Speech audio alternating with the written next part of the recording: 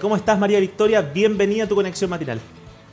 Muy bien, muchas gracias. Un agrado estar contigo, Matías, y con Tania, conversando de lo que yo creo es uno de los temas más importantes que la sociedad chilena puede hablar, y sobre todo en estos tiempos de que estamos pensando un Chile nuevo, ¿no? Exacto. Al hacer la constitución y ver cómo podemos mejorar nuestro país. Por supuesto que sí. Hay que estar atentos ahí a lo que sucede con los niños y es por eso que quisimos tenerte, María Victoria, y conversar de este tema que es súper importante. Queremos partir preguntándote qué es la primera infancia y desde qué edad hasta cuál es la que dura, para que vayamos entrando en tema. Claro. Bueno, la primera infancia o legalmente en Chile, educación parvularia, ¿no? También se le llama educación inicial, es todo el periodo que abarca desde el nacimiento hasta los 6 años, ¿ya? Ok. Y eso es importante cuando digo desde el nacimiento, porque hay mucha gente que dice, ah, no, es cuando ya entra el niño al jardín infantil o a la sala cuna a los 6 meses, al año, a los 2 años. No, hay que pensar que la educación parvularia es un derecho de los niños. Por lo tanto, desde que nacen, deberían, ¿no? Tienen el derecho, pero no se cumple. Claro. Y ojo, que no estoy hablando de que los niños vayan a ir a una sala cuna, sino en ese caso hay otras formas de hacer educación con las guaguas, que es a través de lo que llamamos programas no formales, o sea, al hogar, donde se hace que los padres mejoren sus habilidades parentales y reciban los niños un ambiente mucho más rico, ¿cierto? Aún que el que ofrece siempre una casa, ¿no? Un hogar. Por supuesto que sí. Quiero preguntarte también, María Victoria, ¿qué es vital entender en este proceso de la primera infancia que tú nos dices? Psicológicamente y emocionalmente. Claro, bueno, el niño es una unidad, ¿no? Entonces, por eso que junto con atender todas sus necesidades biológicas, la alimentación, temperatura, higiene, tremendamente importante con ello, ¿no? Es el desarrollo emocional y social, ¿no? De los niños, porque está formando las primeras relaciones Claro. con los seres humanos. Hasta ahora él estaba muy cómodo, ¿cierto? En la guatita de la mamá, y sale a un mundo que ya dicen que ese ya es un primer trauma, pero esa voz de la mamá, ¿no? Que escuchaba, o sea, escuchaba entre comillas, porque en el vientre lo sentía en vibraciones, se le vuelve a ser familiar y conoce, esta es la persona mamá. Y la persona mamá, ¿no? Es la que está atendiendo sus primeras necesidades. Claro. Pero luego aparece otro personaje, ¿no?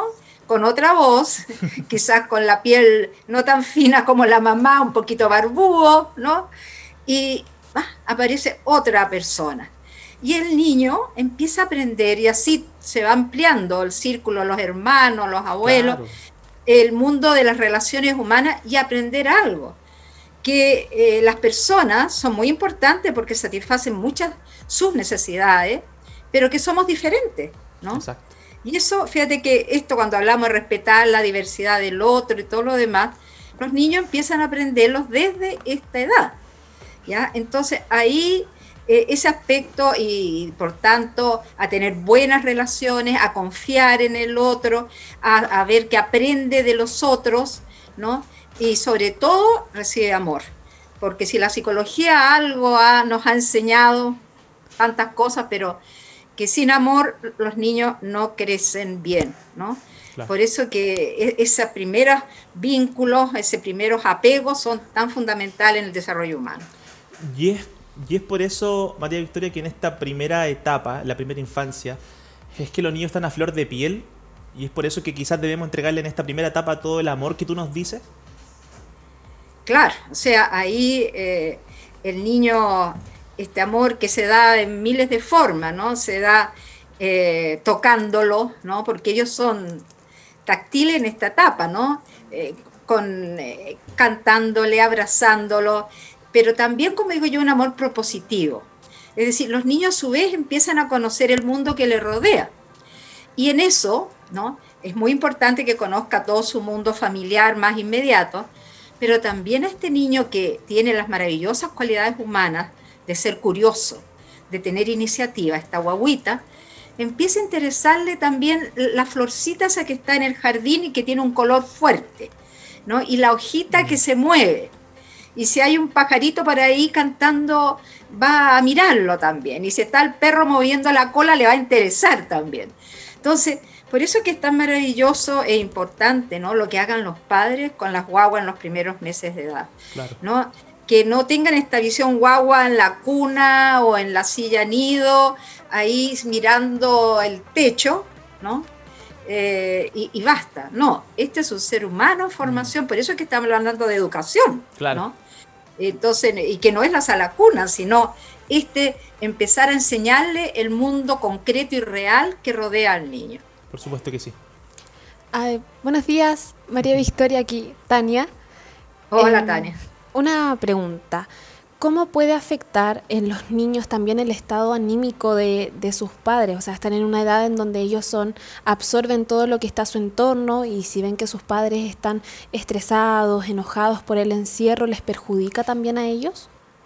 Claro que sí, porque un padre, para hacer todo lo que estábamos contando, se supone que es un padre que está más o menos normal en el sentido de tranquilo, ¿no?, sereno, porque bueno, somos seres humanos que vivimos todas las grandezas, las limitaciones, y ahora en estos tiempos complejos, ¿no?, todos los tremendos miedos que estamos pasando por todo lo que es el virus, ¿no? Entonces, ya hay, fíjate, investigaciones en este momento en Chile y también en el mundo, ¿no? Aquí está viendo una que salió anteayer en el diario, que dice que el 74% de los niños chilenos presenta problemas emocionales durante la pandemia. ¿Ya? Claro, ahí está para toda una edad, ¿no?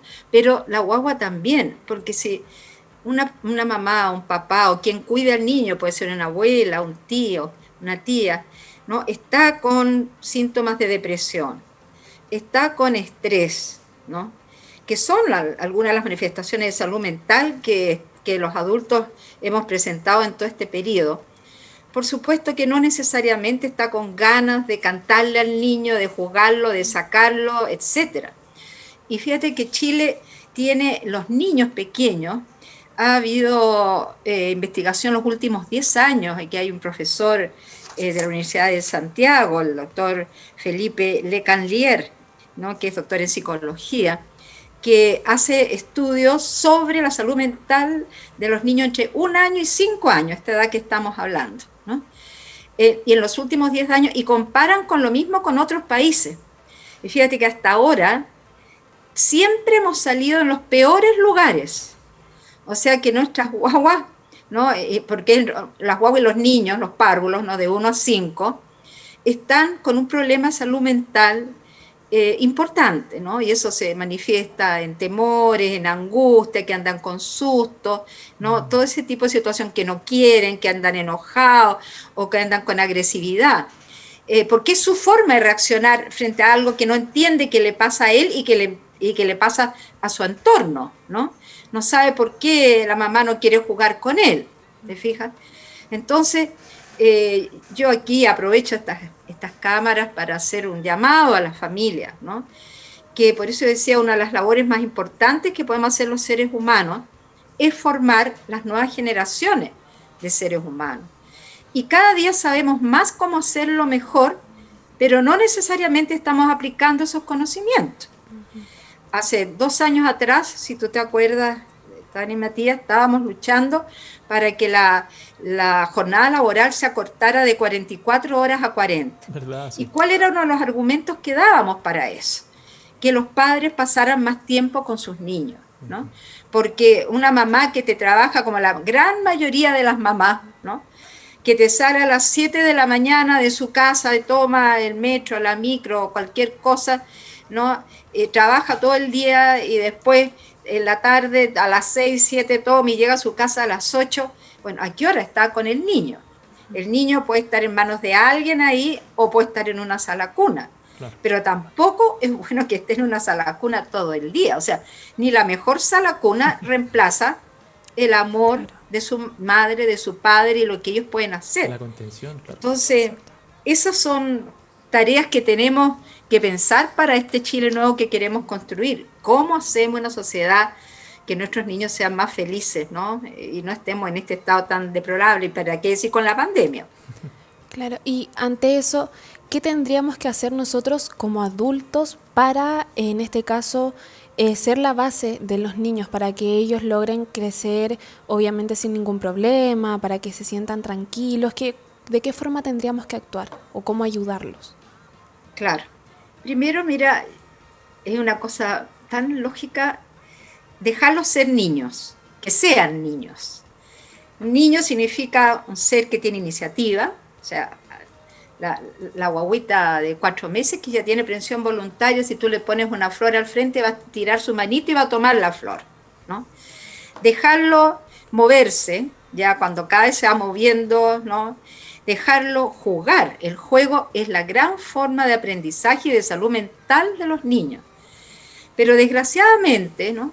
Las familias tienen esta formación, mala formación, en el sentido de pensar que si sientan al niño en una mesa y en una silla y le pasan lápiz y papel y un cuaderno y que se ponga a hacer palotes, ¿no? O que repita los números del 1 al 100 de memoria sin entender qué es un número, no tiene concepto de número, que eso es como adelantarle para la escuela. Todo lo contrario, estamos ahí matando el amor por aprender. El niño en esta etapa tiene que ser niño, por eso que decía yo, jugar con él, salir con él. Claro, ahora las condiciones están difíciles, pero aunque sea al patiecito, a la terracita, lo que tenga en la casa, ¿no? Que juegue con tierra, que vea cómo se mueve este mundo, y mucho amor, ¿no? Y pequeñas oportunidades, ¿no? De ponerle cajas para que haga torres con caja, haga transformaciones, vea que hay materiales que se arrugan, otros que no se arrugan, unos que tienen cositas adentro, otros que no tienen. Esa es la forma como aprenden el niño y cómo se desarrolla el maravilloso cerebro que tiene. Y no la otra forma, que le quieren meter a la fuerza una escuela tradicional y que ojalá ni se mueva y esté ahí aburrido. Y tú ves que ya después los chiquillos, los niños y los chiquillos no quieren saber nada de la escuela, ¿no? Claro. Oiga, María Victoria y Tania, me hace una pregunta. Estamos en medio de la pandemia, ¿cierto? Que tenemos que cuidarnos. ¿Cómo puedo dejar ser también al niño, al bebé, al infante, pero a la misma vez protegerlo y enseñarle que se tienen que cuidar? ¿Cómo? Es súper difícil, yo creo, para los padres saber cómo reaccionar frente a eso. O sea, lo quiero dejar ser, quiero que descubra el mundo, pero a la misma vez sé que tengo que cuidarlo y enseñarle a que se cuide. Claro, es que hay edades y edades, ¿no te fijas? Un niño antes de los 2 años, aunque tú le des la charla que le des, le expliques con cosas concretas, le muestres, no va a entender qué es eso, ¿no? No tiene todavía la comprensión cognitiva para entender. Imagínate, aunque tú se lo pongas de que anda un bicho malo afuera, un animal, que no le importa, y que por jugar. Eso no pueda acercarse a otro niñito, o sea, no. En él está, como ser humano, si ve otro niñito, acercarse, ¿cierto? Jugar, darle la manito. No sé si ustedes han visto, pero bueno, yo que he visto tantos niños guapas en mi vida, pero al 1 año y medio, cuando anda un ángel llorando, y el otro anda con su chupete, se saca el chupete y se lo enchufa en la boca al otro. Es verdad. Maravilloso, imagínate, ya tiene generosidad de compartir su chupete amado, ¿no? Entonces, ahora, sobre los 2 años, ya, y mucho más, 3, 4 y 5 años, o sea, de 4 a 6 años puede entender bastante, ¿no? En que tú le expliques, porque sabe lo que es una enfermedad, de que hay una enfermedad que va con un bichito que no lo vemos, pero que está y que desgraciadamente nos traspasamos de uno al otro y por eso que hay que tomar ciertas medidas. Claro. Eso lo entiende un niño, pero tampoco horrorizarlo, ¿no? Porque a mí me ha tocado ver unos dibujos espantosos en que aparece este virus, pero ya así, qué sé yo, como el monstruo de 1000 cabezas, claro. Como Godzilla con todos juntos así, ¿no? Y el niño, ¿no? Porque yo observo mucho a los niños en las salas de espera, los doctores, en las calles, ¿no? Lo que me cuentan los papás, las mamás, los abuelos. Y el niño asustadísimo, ¿no? Y que no quiere salir a mirar a nada, ni dar un pasito fuera de su casa porque está ese bicho malo y no quiere acercarse a nadie, claro. Ni siquiera a los seres seguros que podría acercarse a veces, ¿no? Como alguien de su familia, ¿no? Que sabemos que está más protegido, ¿no? Porque el otro, la persona, es símbolo de peligro para él, ¿no? Exacto. Porque le han dicho que enferma. Entonces ahí se nos está formando un tipo de actitud complicada, ¿no? Claro. Que una vez que Dios quiera salgamos ya de todo esto, vamos a tener que hacer actividades, enfatizar más actividades emocionales y sociales, Claro. ¿no? María Victoria, ¿eso Para le que el podría niño afectar? vuelva a recuperar la confianza en los Eso. otros, ¿no? Eso. Ahí está. ¿Y eso le podría afectar, María Victoria, en un futuro? Si es que no se vuelve a recuperar la confianza, por ejemplo, en la resolución de problemas más adelante, o en cómo se enfrenta a la vida un niño ya en su etapa, no sé, de adolescente. Claro, bueno, cada niño es un ser distinto, ¿no? Entonces hay niños muy sensibles, Claro, y si tú lo has metido en un ambiente de terror en esto, claro. va a durar bastante. Si piensa que nosotros mismos tenemos miedo, los Exacto. adultos, Sí, con todo el tema cognitivo que tenemos, ¿no? Pero tenemos miedo y miedo inconsciente, ¿no? es verdad. Que está ahí, pero cuando decimos, ¿por qué salgo y llego transpirada, toda asustada? Y te das cuenta porque tuviste que salir al doctor, pero decías, si toco el botón del ascensor, me voy a contagiar, ¿no? Entonces, imagínate un niño muy sensible y que se le ha dado un poco este ambiente de terror. Va a costar que tome confianza en los otros, pero ahí la educación y la familia tienen que ponerse absolutamente de acuerdo, demostrar que el otro puede ser una persona maravillosa, que se puede jugar, que se puede entretener, que tú lo puedes pasar muy bien con ellos, que tener un amigo es una de las cosas más buenas de la vida, porque es otro hermano más que se agrega Claro. a la familia. O sea, no vamos a poder volver a enseñarle al tiro todas las cosas cognitivas, sino darle a lo emocional y a lo social. Por supuesto que sí.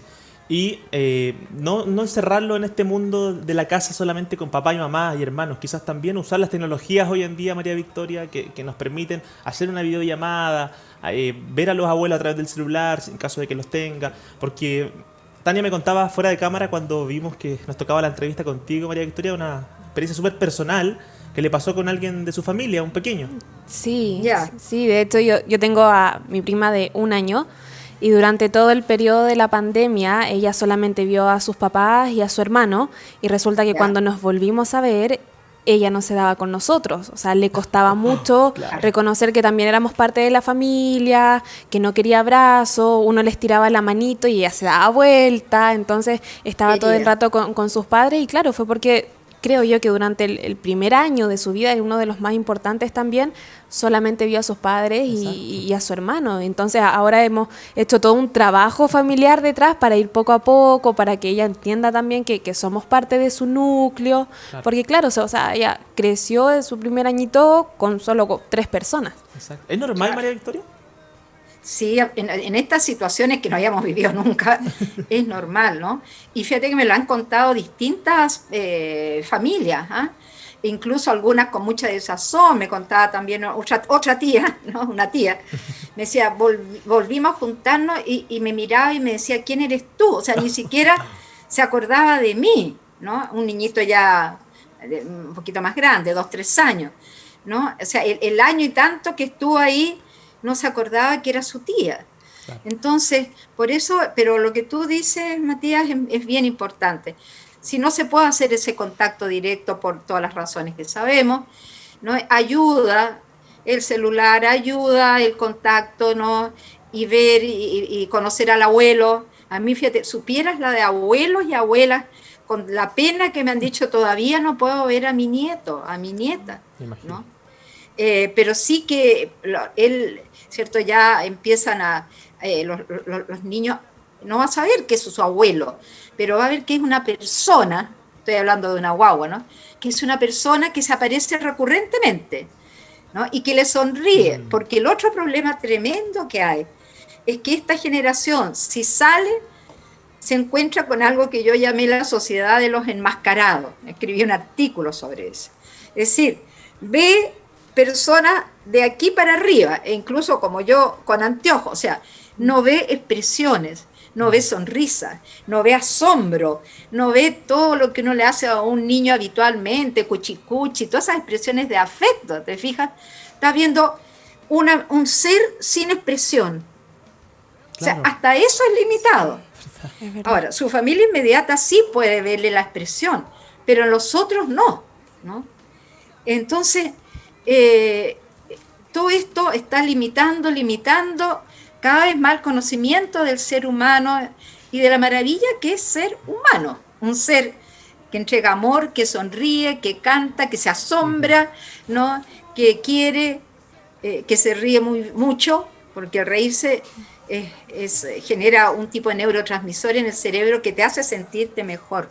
Entonces, todos esos contactos son importantes. Y ver a esa persona y que aparece un señor con barba, como estoy pensando en un colega que me decía, y me aparezco a mi guaguita, a mi nieta, y vuelvo a aparecer, y cuando al fin me pudo, después pasado meses, encontrar, me dijo, me miró con mucho interés y tendió los bracitos, porque ya la voz que había escuchado era la misma voz, ¿no? Claro. Y la cara ya la conocía. Comienzo dice que lo miró y lo observó harto, ¿ya? Y después ya tendió los bracitos. Así Entonces, es. todo lo que podamos hacer, ¿no?, para facilitar el desarrollo emocional, personal, social de los niños, maravilloso. Sin duda alguna. Qué gusto hablar contigo, María Victoria. Con razón, merecido el Premio Nacional de Ciencias de la Educación 2019 acá en nuestro país. Así que agradecerte, mandamos un abrazo y sin duda alguna te tenemos más adelante acá invitada. ¿Te parece, María Victoria? Gracias. Y tengo que decir que yo soy profesora que sigo trabajando Mire. y soy académica también en la Universidad Central, porque de ahí Seca. estamos Seca. para lo que se les ofrezca. No, gracias. Gracias a usted, María Victoria, por estar con nosotros. Le mandamos un abrazo gigante. Muchas gracias. Chao, chao. Que estén bien y cuídense todos. Y mucho a sus niños. Eso, más Por importante. supuesto, un abrazo.